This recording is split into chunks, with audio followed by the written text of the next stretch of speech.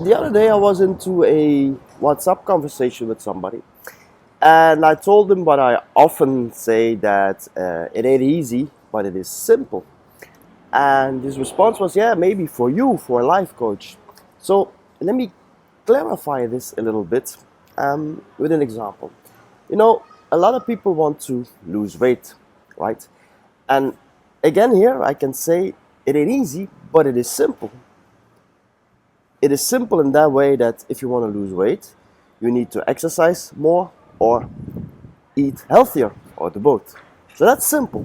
Now the not so easy part it is that it's up to you and it takes discipline, it takes action to do it. And that's the way it is with everything in life. Everything is simple, but we make it hard. Or we are not working on ourselves, or we are not getting help, or we don't have the discipline, or whatever.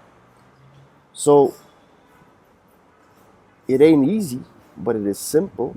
Applies for everything you want to change in your life. Think about that.